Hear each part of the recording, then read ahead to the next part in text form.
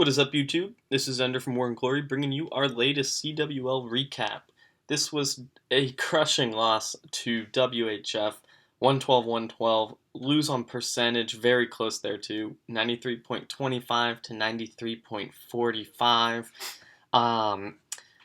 I was gone for most of the weekend, so I wasn't able to keep up with this war like I usually do. But it looks like it was just a crazy ending, and I know the WHF team got their recap out on YouTube. Haven't had a chance to check that out yet, but definitely will. Just looking at these last couple minutes, crazy, 8 minutes left. There's a fail on one of our Town Hall 11s is in, so that's still on the board, and with 1 minute left, 4 attacks in. 4 out of 4, 3 from us, 1 from them. They did clear that Town Hall 11. We did get a last minute 11v11, shooting for that extra percentage, and unfortunately that 59% on Zin just sealed the deal from the other side. But great war from our side. Again, 11s went perfect, going 11 out of 11 on the 11v10 game and getting that 11v11 triple. Did have 4 10v10 triples compared to WHF's 5. Did pick up that extra star with the 11v11. 9's cleared pretty quickly. We will go ahead and get started watching some of these attacks. Not going to show that 11v11. That will be in another YouTube video that should be out shortly. So we will look at some of this 10v10 action first. Got Tommy Boy going in with the triple. Tommy Boy, of course, Garrett's alternate account. His Town Hall 10. I have not watched these 10v10 triples, so we will see what we got going here. Obviously, Sui Heroes with that giant out to tank. Couple wizards to funnel. Is not going to be breaking into that wall. Really doesn't need to at this point. We'll pick up that air defense. Gonna assume this was scouted and that's a Lalo CC or something of the sort. That BK not breaking through those walls will not lure the CC. So it looks like he's picking up some pretty crazy value from those Sui heroes there. We'll get that Lalo started and that queen will just stay walking around the base, hopefully picking up a lot of percentage. Really, if she never lures that CC, this should be over quickly. See, a minute and a half left. Does have that freeze for the back end, heal in there, throws the skeleton traps down for that queen. Would have liked to have them in rage. We'll see what they do with that enemy queen there. Yeah, not able to take her down from the looks of it. But she is close, got a couple pups on her, and plenty of loons taking out these last couple defenses. Of course, that queen did just keep walking around the outside, so we'll make cleanup extremely quick. We'll see how that queen is eventually taken down. Minions do get to her, so nice triple there. Did really like those Sui heroes. We'll go into the next one. Let's see who it was. Eric going in on Todd the Duke.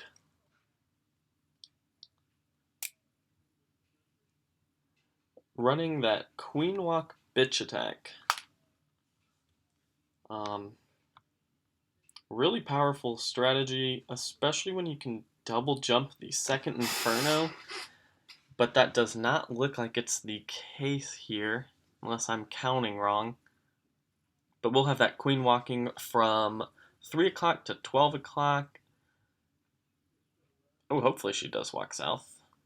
Oh. That might have been the plan, but looks like the queen is going to step in. Poison does do a nice job of downing that loon while also taking care of that enemy queen. Does have a skeleton spell for that second dark Dark Spell going to use it on that backside Inferno, kind of distract those beams. Unfortunately, just needed one more hit there for it to go down, but had to wait on bowlers to break wall. They do get that done. Now, of course, that hound was popped in the core as that queen walked inside. All the healers have gone down, but still has plenty of bowlers and 3 witches, all witches still standing. So those skeletons are going to do a good job wrapping around the base, distracting defenses. Does have that queen ability. And a little golem in there doing some tanking too. So nice triple there for Eric.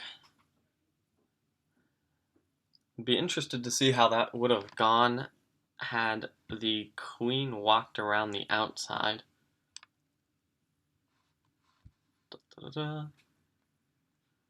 Next up we got Stitch going in on 22. Running a bitch.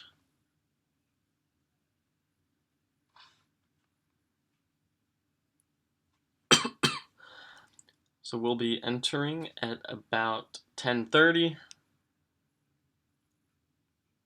That's 2 bitches, at least of the 4 10v10s. I'm not sure if they weren't running many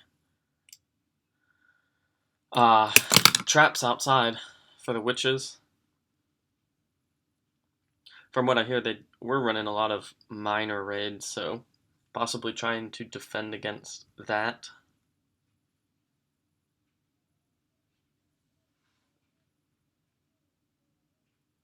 I did not have any wizards with that queen to help take that hound down any quicker, but the queen will take care of those pups relatively quickly. The flank kind of died out from 9 o'clock to 6 o'clock, but still going very strong up at that top. That queen is standing in that corner, going to take out both of those wizard towers, so pretty crucial to push through the back end of this raid for those witches and bowlers there.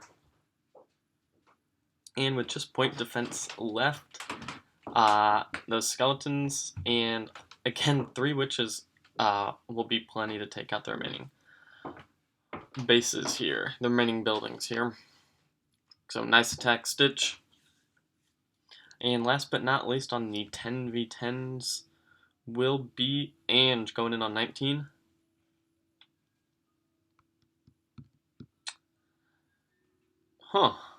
I have no idea what he's going to do here. It looks like a bitch attack does have 2 healers, probably for those witches along the outside.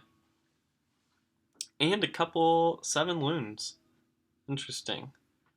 So we will see where those are used. Does have a wizard at 3 o'clock to funnel that mortar in army camp.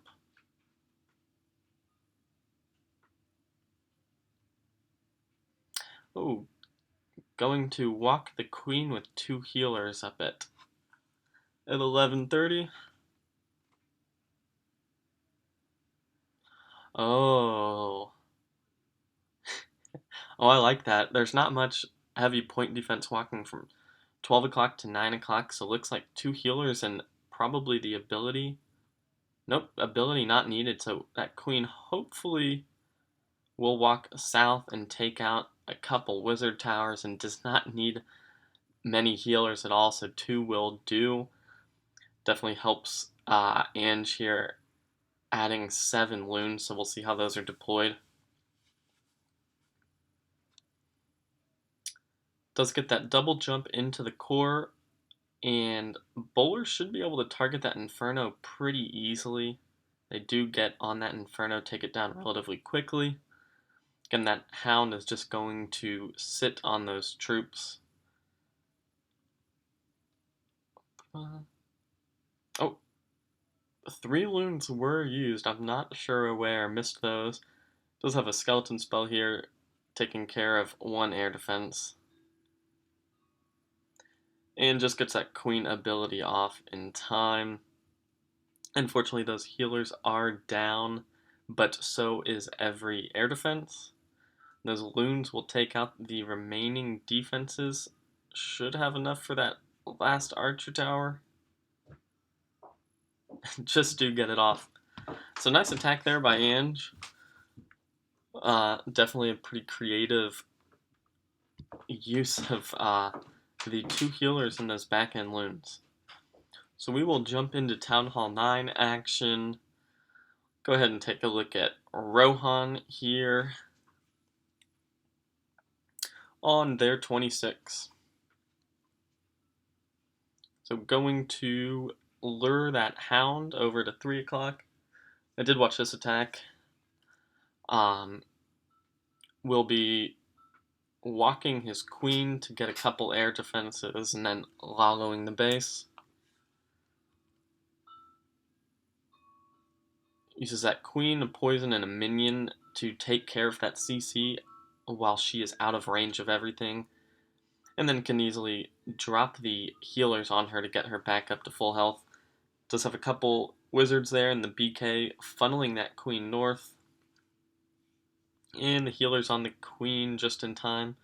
Going to rage her up as she walks north. There's a giant and a couple wall breakers to get her inside.